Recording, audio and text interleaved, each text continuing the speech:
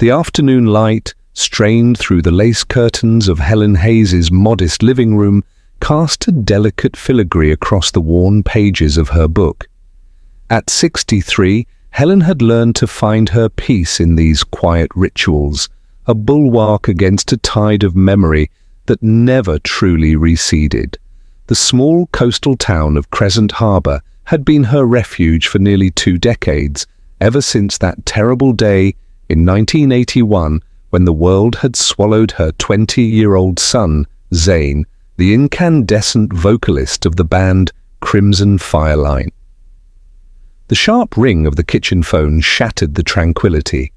Helen sighed, carefully marking her page before rising from her armchair. Her joints protested as she made her way to the kitchen, the linoleum cool beneath her slippered feet. "Hello," she answered, expecting a telemarketer. "Mrs. Hayes?" The voice was formal, official. "This is Lieutenant Commander Jackson from the United States Navy. I'm calling in conjunction with the Crescent Harbour Police Department regarding your son, Zayn Hayes." Helen's breath caught. After 19 years, she had stopped expecting these calls. The initial flurry of activity had long since faded into a permanent, aching void. "What is this about?" "Ma'am, we've recovered what we believe to be the private jet your son and his band were on when they disappeared. We need you to come to Port Holston Naval Base." The words hit her like a physical blow. She gripped the edge of the kitchen counter, her knuckles white. "I don't have time for cruel pranks," she said, her voice sharp with a pain she thought she had buried. "My son disappeared 19 years ago. I've made my peace with it." She slammed the receiver down, her hand shaking violently. The grief she had worked so painstakingly to suppress now threatened to breach its dam. She hadn't just lost Zayn that day. In the chaotic aftermath, her husband, Malcolm, had been taken too, not by a crash, but by a collapse of the mind.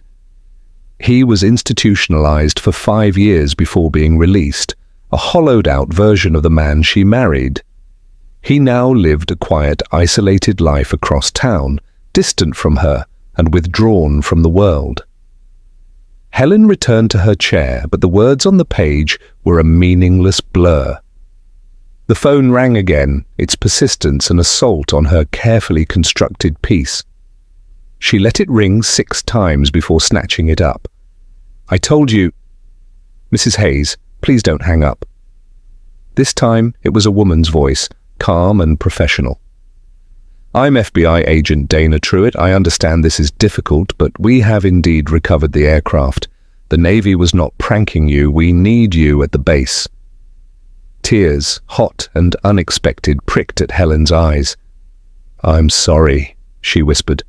"I thought I'll come." "Thank you, Mrs. Hayes. Do you need transportation?" "No, I'll manage." She hung up and moved mechanically, choosing a simple navy dress and comfortable shoes. Her movements were automatic, carrying her out of her home and toward the train station. As she walked, a familiar car pulled over, revealing the weathered, grief-etched faces of Patricia and Donald Maddox. "Helen!" Patricia's voice was thick with emotion. "Are you heading to Port Holston?" Helen could only nod. Their son, Trent, had been the flamboyant bass guitarist for Crimson Fireline. "Come with us," Donald offered, opening the back door. Helen gratefully settled into the leather seat. "The Kleins are on their way too, Derek's aunt and uncle," Patricia said, her voice swimming. "And the Morenos, Ricky's cousins. His parents are gone."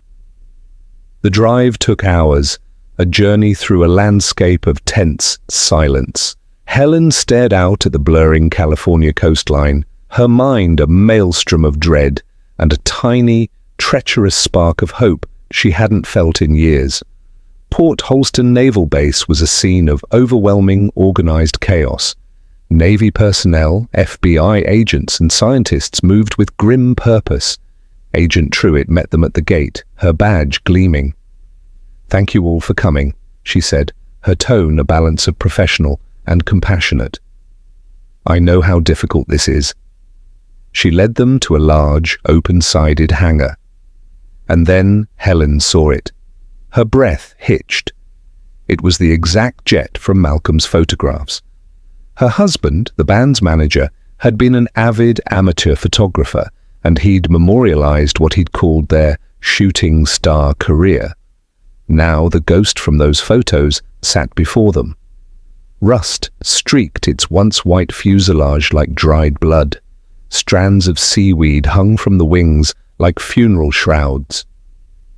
Dr. Martinez, the lead expedition scientist, stepped forward. "Our sonar picked up an anomalous metallic reflection at a depth of 12,000 feet. The wreck was surprisingly intact. It's remarkable how well preserved the fuselage is." Helen's eyes were drawn to a row of body bags on tarps near the plane. Her heart clenched. "Is that—" Agent Truitt nodded grimly. "That's why we need you here. For identification." "At those depths," Dr. Martinez added gently, "with low oxygen and near-freezing temperatures, decomposition is incredibly slow. It's plausible they're still identifiable." Patricia Maddox gripped her husband's arm. "Please," she whispered. "We need to see." A forensics technician carefully unzipped the first bag. A strangled wail pierced the air. "Trent, my baby!" Patricia collapsed against Donald. Even after 19 years, the flamboyant red leopard print pants were unmistakable. The second bag revealed Derek Clean, his signature leather vest and distinctive belt buckle confirming his identity. His aunt and uncle crumpled against each other, their sobs desolate. The remaining bags contained men none of them recognized, dressed in the deteriorated remains of expensive suits. "They were supposed to meet with a producer from an international record label," Helen said quietly. "My husband managed the band, but he rarely shared business details." A forensics technician examining the remains looked up, his expression sharp. "Gunshot wounds," he announced. "All victims show evidence of gunfire." Agent Truitt's expression hardened. "Then something went very wrong long before they hit the water. The absence of the pilot suggests the plane was set to autopilot, and they parachuted out." A desperate, irrational hope sparked in Helen's chest. "Zane and Ricky, their bodies aren't here. Maybe there's a chance." "It's possible," the agent conceded cautiously. "But for now, this is a homicide investigation." The press arrived then, a swarm of cameras and microphones. The families were interviewed one by one. When it was Helen's turn, she stood before the cameras, her voice surprisingly steady. "I had lost all hope," she admitted. "But with this new evidence, I pray the police will find out what truly happened." She looked directly into the camera. "Zane, if you are out there, please come home." When the interviews concluded, a young police officer escorted her home. As they walked to the patrol car, she caught one last sight of the plane. For 19 years it had lain in the crushing blackness of the ocean, keeping its terrible secrets. Now those secrets were surfacing. Back in her house, Helen pressed her back against the closed door, and finally the dam broke. The tears came in great heaving sobs, a torrent of 19 years of grief. She slid down to the floor and wept for her lost son, for the years of not knowing. After a long while, she pulled herself together and made her way to the small study. Her ancient computer hummed to life, and she navigated to an old Usenet forum for families of missing persons. Her fingers trembled as she typed, "They found the plane. After 19 years. 2 of the boys were inside, shot dead.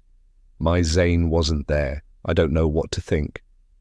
Responses came quickly, prayers, encouragement, and cautious warnings. She lost track of time until a jolt of panic shot through her.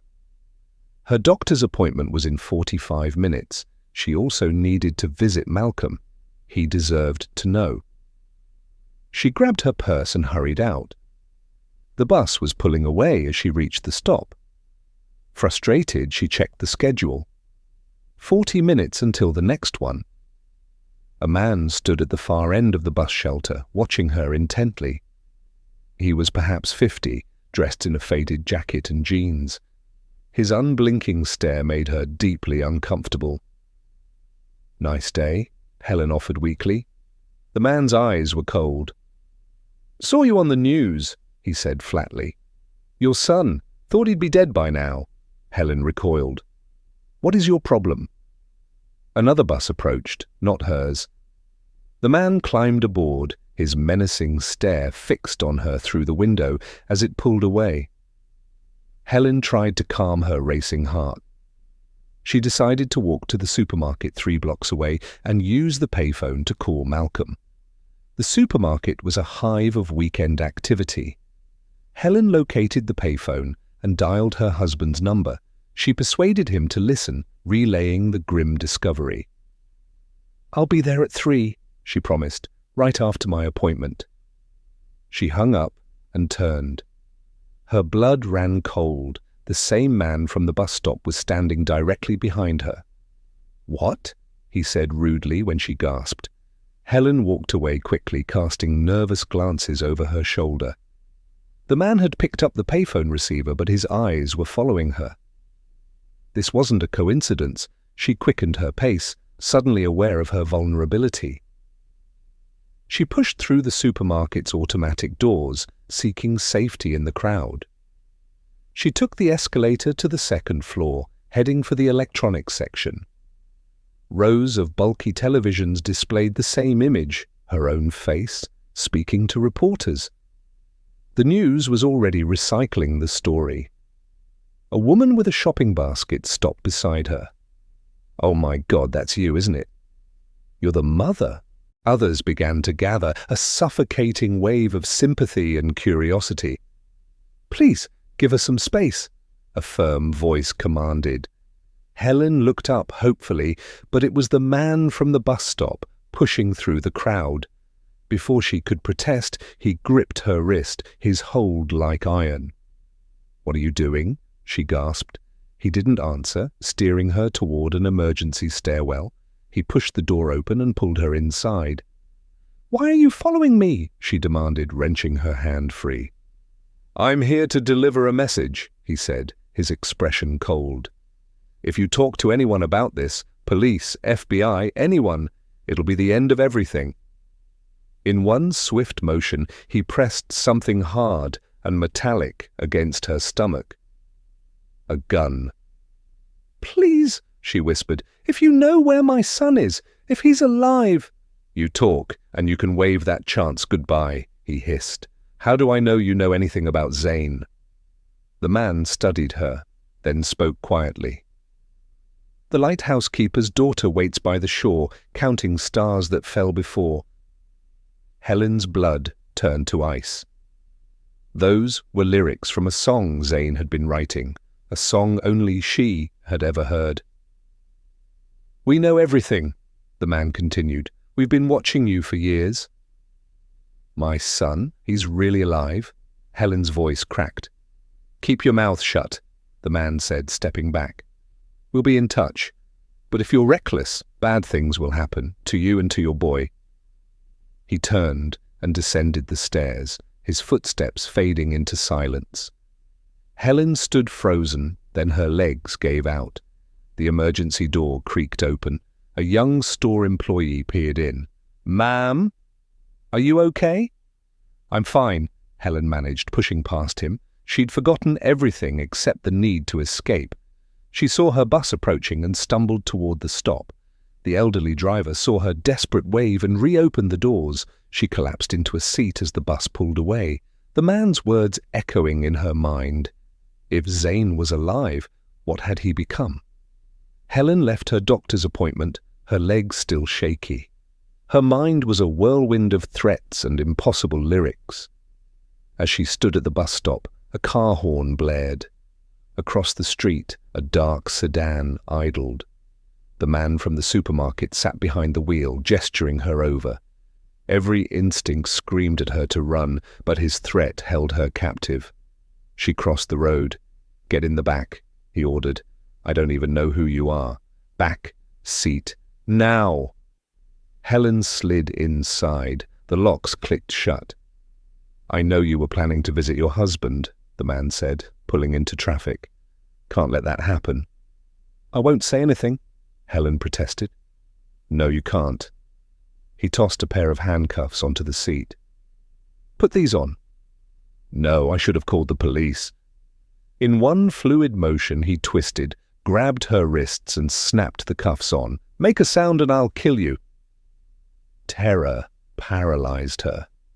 They drove for an hour, deep into a wilderness of towering pines, stopping at a small, isolated cabin.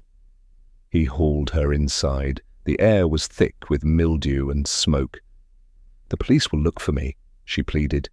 He produced a roll of duct tape and sealed her mouth. He went outside to make a call, moving out of earshot. Helen tested the cuffs, but they were professional grade.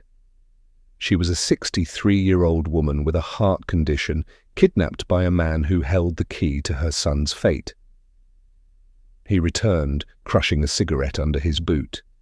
He moved to the wall and pressed on a section of wood paneling which swung inward to reveal a hidden compartment. He extracted several small, plastic-wrapped packages of white powder. He ripped the tape from her mouth. "You need to swallow these." "Those are drugs," she whispered. "Number." "Kill me if you must, but I won't." "My name is Edric Canvo," the man said. "I have business with your son. If you ever want to see him, you'll do as I say." "Please," Helen begged. "I have a heart condition. This could kill me." Edric drew his gun and pressed its cold ring to her temple. "I am not a good man. You swallow these or I pull this trigger. You have 3 seconds. 1, please. 2. With tears streaming down her face, Helen picked up the first package. She placed it on her tongue and forced herself to swallow. Then another, and another. 4 in total. "Good," Edric said, lowering the gun. He gave her a bottle of pills. "Take these. They'll keep the packages intact." He tied her to a wooden chair. "Someone will come for you soon. Keep quiet, and you'll see your boy." Bound in the dim cabin, the packages of poison sitting like stones in her stomach, Helen wondered what her son could have become, that this nightmare was the only path back to him. A heavy drowsiness washed over her. Time dissolved. Hours later, the rumble of an approaching truck pierced her medicated haze. "Time to go," Edric said, untying her. Outside, 2 men with hard, weathered faces spoke rapid Spanish before shoving her toward the back of their truck. One of them opened a hidden compartment in the interior wall. "Get in, stay quiet." Helen ducked inside. As her eyes adjusted, she saw other figures, young women, their faces hollow and silent.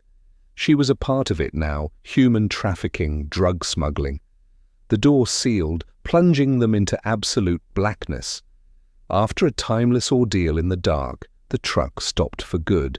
The panel opened to bright lights and harsh, guttural voices speaking accented English and Russian. They were herded into a warehouse. One by one, the women were taken into a small room marked with a radiation warning. The hum of an X-ray machine followed each one. When it was Helen's turn, a man with a grotesquely disfigured face shoved her against the cold metal wall. He returned with a tray of small cups. "Drink, to pass packages." He sneered at his companion. "Why they send us, old woman? She can barely stand." "Drink, babushka," the broken-faced man hissed at Helen, "or I make you drink." She swallowed the bitter liquid. He grabbed her arm. "I take old woman to Bruno. He will deal with this faulty product." He dragged her to a black door, which opened onto a staircase descending into darkness. The room at the bottom smelled of a slaughterhouse. In the center, 3 blindfolded women knelt. A man stood with his back to them, a gun raised. "Gerald, wait!" the broken-faced man called. The man called Gerald turned. and Helen's world stopped. It was Ricky Moreno, the lead guitarist of Crimson Fireline. Their eyes met. Recognition flashed in his, followed by alarm. "I think you are," Helen began. "Get me a gag, a blindfold, and zip ties," Ricky barked, cutting her off. He moved with practiced, terrifying efficiency, gagging and binding her. "I'll take her to Bruno," he told the other man, pressing the gun into his hand. "You finish with these three." As Ricky pulled her up the stairs, the first shot rang out, then the second, then the third. Ricky led her down another corridor and stopped, knocking on a door. 3 sharp raps, a pause, then 2 more. Locks turned. He pushed her inside. "Sit," he commanded. He cut her bonds and removed the blindfold. Kneeling before her was Zane, her son. "Zane," she whispered, her voice cracking. "Is that really you?" "Edric kept his promise," Zane said quietly. Before she could process it, chaos erupted outside, shouting, gunfire. Ricky threw the deadbolt. Zane went to a filing cabinet and pulled out 2 handguns. "There's a phone!" Helen cried. "Call the police!" "No, Mother." Zane's voice was ice. "This is our life now." "What?" "Edric's men are taking over," he explained rapidly. "He promised to reunite us if I helped him." "It doesn't have to be this way," she sobbed, reaching for the phone. Zane stepped in her path. "There's a thin line between victim and criminal, Mother. We do what we have to do." Heavy fists pounded on the door. "Bruno, open door!" a Russian voice yelled. More pounding, then gunshots right outside. The voices cut off. A moment later, a lighter knock.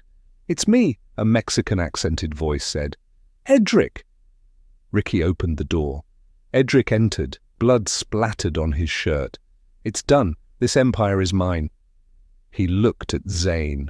"And as we discussed, I'll make you a real band again. All you have to do is funnel the money." "You used my mother as a mule," Zane said, his voice low and dangerous. "She was going to see your father," Edric snapped. "If she'd told him, he would have called Alex Sakharov and blown the whole operation. Besides, I hear the police found the jet this morning." Helen's voice was a whisper. "Your father? He knew about this all along?" "It's a long story," Zane sighed. The men began discussing logistics, body disposal, cleaning crews. They spoke of murder as if it were a business merger. Helen's eyes found the phone. While they plotted, she moved slowly, her fingers closing around the receiver. She lifted it silently and began dialing Agent Truitt's number. "No," Edric spotted her, drawing his gun. "Mother, don't!" Zane lunged for the phone. The line connected. "FBI, Truitt speaking." Edric's finger tightened. In a blur, Ricky charged him. The gun fired. Zane threw himself in front of his mother. The impact spun Zane around, a crimson flower blooming on his chest. He collapsed into her arms. "Help!" Helen screamed into the phone. "Help us!" Ricky slammed into Edric, sending the gun skittering across the floor. Ricky scooped it up and fired 5 precise shots. He grabbed the phone. "This is Ricky Moreno. Crimson Fireline." He gave their location. "Zane's been shot. Send a tactical team now." Sirens wailed. Gunfire erupted. Helen cradled her son, pressing her hands against the wound, her world reduced to the slick, warm feel of his blood. Minutes later, the door burst open. FBI teams flooded in, followed by paramedics. They whisked Zane away on a stretcher. An officer approached Ricky. "Who shot him?" he asked, gesturing to Edric's body. "I did," Ricky said steadily. "He was going to kill us." They were led out into the cool night air. Agent Truitt was there. A paramedic called to Helen. "Mrs. Hayes, we need to leave now. Every minute counts." At the hospital, Zane was rushed to surgery. A sudden cramping seized Helen. "I swallowed drug packages," she told a nurse.